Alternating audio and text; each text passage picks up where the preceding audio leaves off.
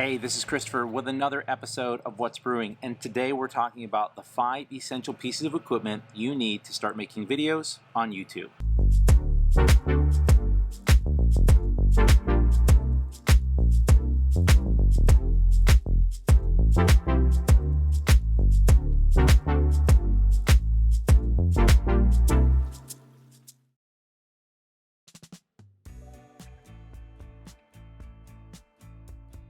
Before we get into the different pieces of equipment that we recommend, I just want to call out that this is the iPhone 13 with iOS 15 and the iPhone 13 models, whether it be the mini, traditional 13, 13 Pro, or 13 Pro Max. Each one of them is going to come with a cinema mode. So more and more creators and more content producers are using their iPhone because it's inexpensive in comparison to what I'm about to talk about. It's also important to note that when you're paying for an iPhone, it may seem like $1,000 plus is expensive, but when we start getting into it, you'll find that an iPhone is very comparable in quality of content to something that you'd buy in a camera that does 4K or 8K. Now, I am in no way, shape, or form comparing an iPhone's footage with a traditional cinema camera or even a DSLR mirrorless, but I am saying for the average person who's viewing content on a phone, seeing things from an iPhone is going to be as compelling as a really nice camera that I've got, because ultimately it's the stories that we tell and the things that we communicate that really are getting people's attention. Now, having said that, many folks are looking to take their content creation up a step. That's what this video is about. So let's dive in.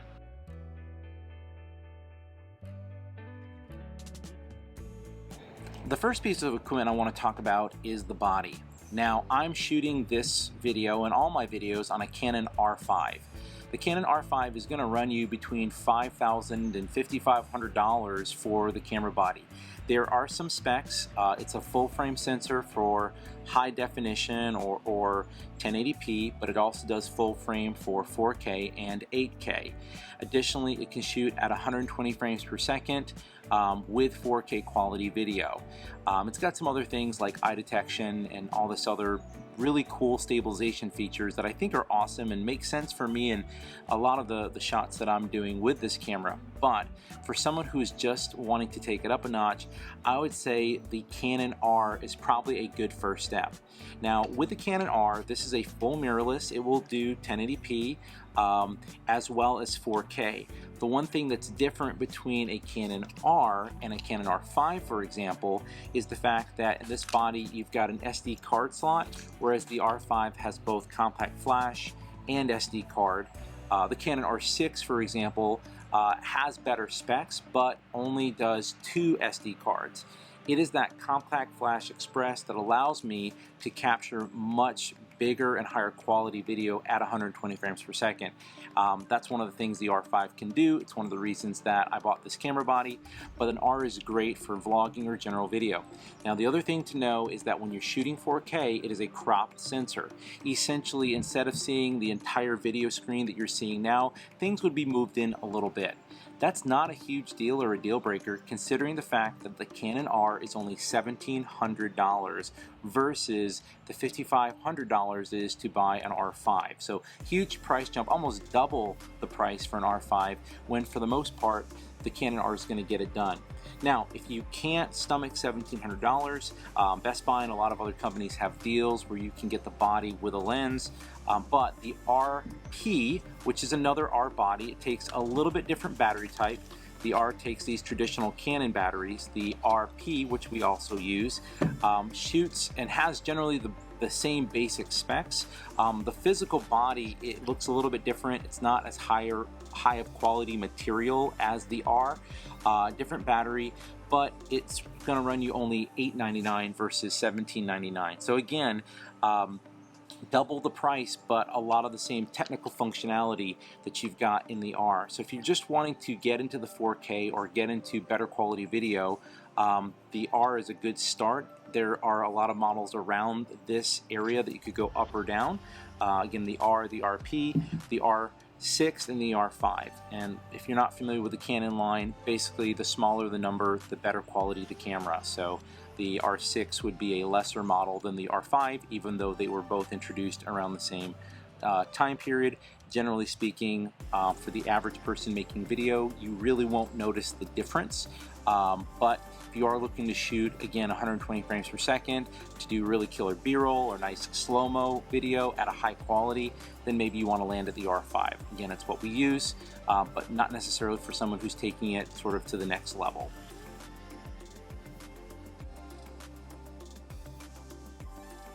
Let's talk about the second piece of equipment that you're going to need, and that is a lens. Unlike an iPhone that of course has that lens built into the body of the device, when you buy a camera, oftentimes, unless there's a bundled deal, you're not going to get a lens. Now, the R is often bundled with a really nice 14 to 35 telephoto lens that allows you to zoom in and out. Some folks like that because of the versatility, and you will notice to a small degree the different quality in the camera lens. Now, I've got, for example, here, this is not the Nifty 50, which is a smaller 50 millimeter, which is going to run you about $200. This is a full-fledged 50 millimeter here. This is going to have a lot of, this is an RF lens. This is the new style of lens. EF is the old model for Canon. The big difference in the bodies, like the mirrorless and the lenses, is that image stabilization is a huge part of the newer devices that Canon is now shipping. So all the lenses that I have, this is a prime lens. This is one where you get the shot that you get. It does autofocus, but it's not going to zoom in and out like some other lenses. Now, when I'm shooting video, one of my favorite, besides the 50 millimeter, is a 15 to 35 millimeter. The 15 to 35 millimeter is going to be, I'm sorry, the 14 to 35 millimeter is going to be probably the great low end, where you get a really nice wide shot, where you can see, the background here. You get a sense of depth of field. I'm clear here, but it's a little bit fuzzy back here. That's intentional. Again, the greater the bokeh, sometimes it does some great image capturing when you're doing, say, traditional photography. But the idea is that what you see of me is very crystal clear. You don't see any pixelization. That's, again, attributed both to the sensor in the camera body, but also the quality of the glass or the lens. So the thing about the lens, it's probably going to be the most expensive piece of equipment that you'll have in your arsenal, but it's also going to get you the biggest jump in quality. So, for example, the 14 or 15 to 35 millimeter, Canon just released a 14 to 35 for $16.99, which has not as good of an f-stop, so you don't get as fast of a shot, and the image quality is good, but not as good as, say, 15 to 35 millimeter, which is going to run you around $2,300. So literally the actual lens here is going to be more expensive than the body, but it's the lens that ultimately is going to, I think, set your content and your videos apart from, say, again, an iPhone. So again, 50 millimeter here is good for all purpose, but if you want to get that good close-up shot like I've got here, if you're making videos very frequently and you don't want to be that far away from the camera so that you can sort of control all this, I would say either a 14 to 35 or a 15 to 35 millimeter. And again, depending on the quality that you're looking for, you can really get away with that lower end one for about $1,600, or you can go with a higher end, which just, again, is going to have a faster aperture. It's going to let in more light, just generally going to get a better image all around. For the most part, you may or may not know the difference, especially when folks are consuming content on a 5.4-inch iPhone or maybe a 6-inch iPhone. So it may not be that big of a deal. But when you're getting content, you want to make sure that it's not only good today, but something that you'll be able to reuse potentially in the future, that your footage will stand up as the quality of video increases and as the quality of devices that watch that video increases. You want to make sure it stays looking good longer if you can.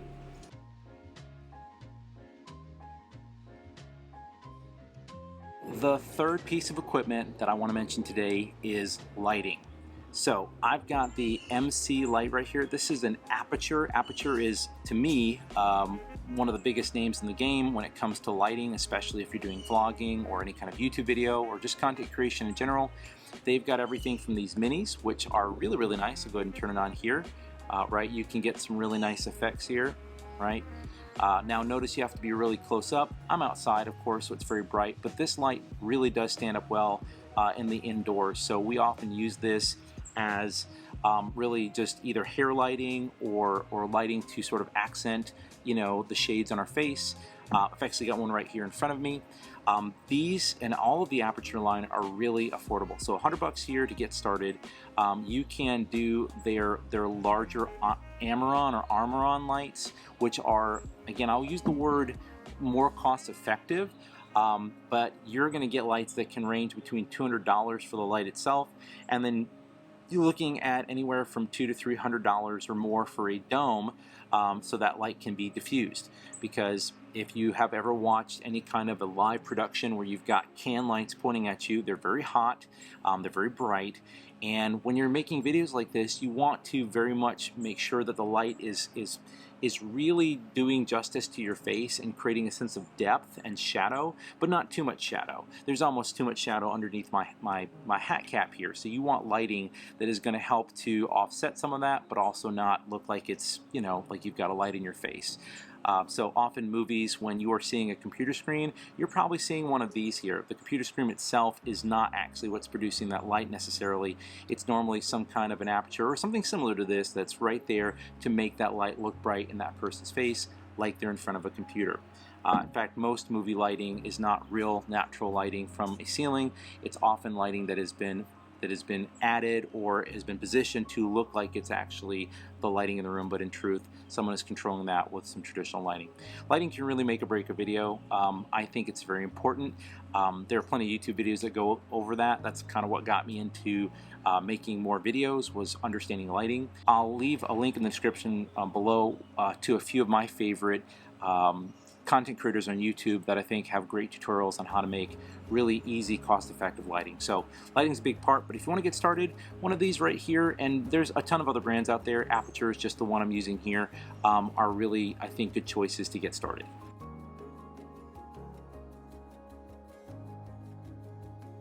The third piece of equipment, and next to lighting and of course your video quality, is audio. So this is the Rode video mic here.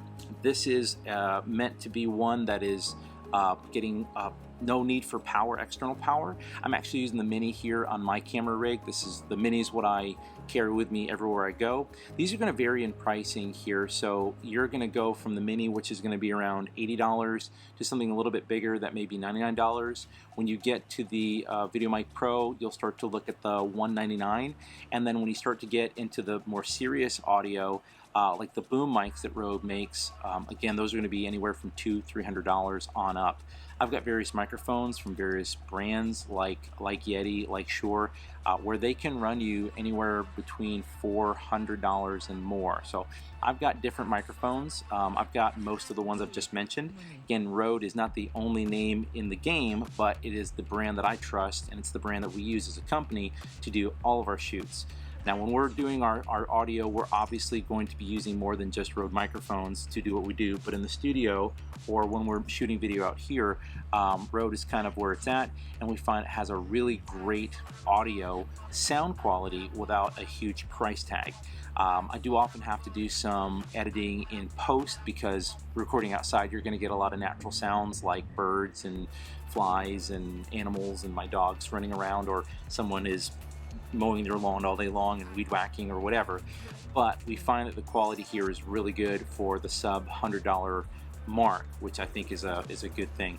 Plus the fact that it doesn't necessarily need to be powered by an external source is a really attractive feature, and these are very compact compared to other audio equipment. So really just mount it on your camera and you're good to go.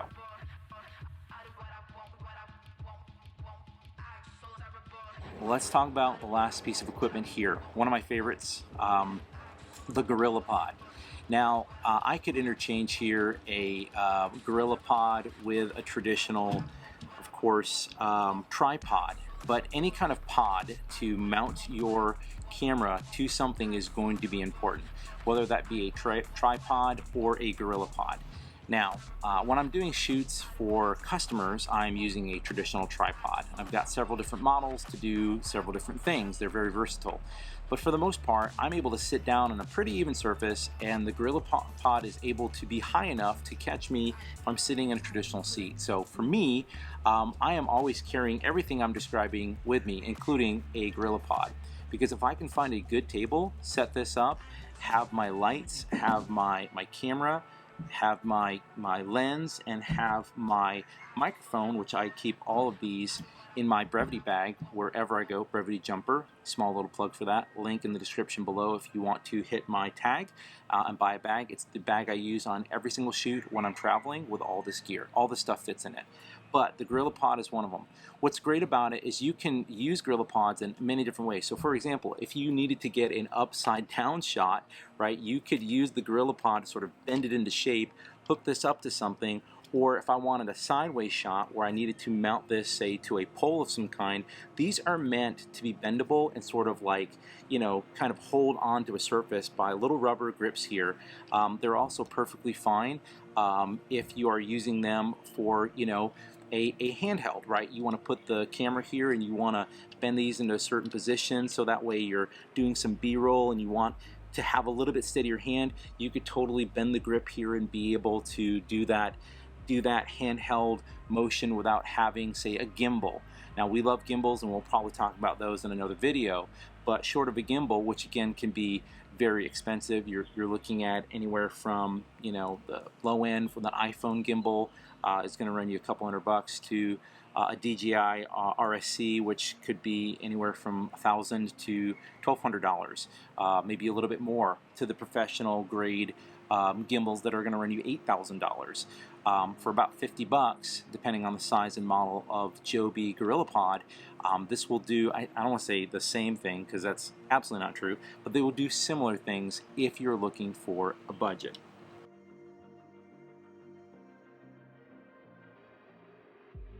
If you're looking to get your video content, taking it to the next level, these are the essential pieces. Obviously the camera body, the lens. You got to have lighting of, depending on where you're shooting, especially indoors. You need to look at that audio, right? Bad audio, the software can only fix so much. So you've got to make sure that the microphones you're using are good. And again, I trust all the brands that I'm talking about today. And then the Joby Gorillapod, they're just handy in a lot of situations. They're great if you're vlogging, they're great if you're doing a sit down look at the camera shot, and they're also great for some unconventional shots where you need to put a camera in a place where a tripod just can't be set up and you've got some something to attach it to. So these are what I carry with me 24/7. When I leave the house, I have this gear in my Brevity jumper bag with me at all times, no matter where I'm going, because I never know when I'm going to find or see a good shot or have a chance to do an ad hoc interview with someone. Now, I want to qualify that there are a ton of brands out there. If you have questions, just put them in the comments below. We can definitely talk about the different brands that we use. Additionally, we are a Canon house. We love all the other brands, whether it be Sony or Nikon, or Red cameras, or whatever cinema camera you're using. This is not meant to be a definitive overview or even a review of these products, but these are some of the ones that we use every day to do what we do in interviews on a weekly basis. We hope that this helps kind of inspire you. I know some of the prices may be intimidating and there may be some savings involved. You don't need to buy all this gear at once, and you can probably wait and watch and see if some of the prices will fall or get more within your range. And there are some camera bodies that may suit your purposes, right? You don't need to necessarily jump to the highest end lens out of the gate when you're just getting started. But this is what we use. You can tell whether it's good, bad, or ugly because oftentimes we're just shooting raw footage and we're not adding a lot of color grading to these YouTube videos. We do absolutely do that for production or paying clients. We're shooting with Canon log, we're color grading, and we're probably going to do a little bit more to touch them up. But for the content that we produce like this is what you get out of the camera. We're just going to edit it, do some slight color adjustments, and really that's about it. So it looks pretty good for a sub $2,000, maybe $3,000 budget if that's what you're aiming for. You can really find some deals and get all this equipment for under $2K if you really work it and find the right equipment that meets your needs. Again, RP, getting a stock lens that comes with it as part of a kit, right? Easily $1,200. A light for $100, microphone for $50 to $80, and then a Gorillapod for $50, right? So you can really keep it lean, and then as you get more experienced and as you generate more content and as your needs grow or the need for higher quality content, then you can make that bigger investment into camera gear. Anyway, hope this is helpful. We have links for all the equipment that we use in the description below. So any one of our videos, you can click on all of them. They are Amazon partner links, so it helps us if you click on them. That's certainly welcome, but if you can find a better deal somewhere else, by all means do that. Anyway, we hope that you like this content. If you do, don't forget to hit that like and subscribe button, as well as hitting the notification bell so that you can stay up to date with all the content we're producing every week. We hope that you're doing well, we hope that you're staying safe, and we can't wait to see you in the next one.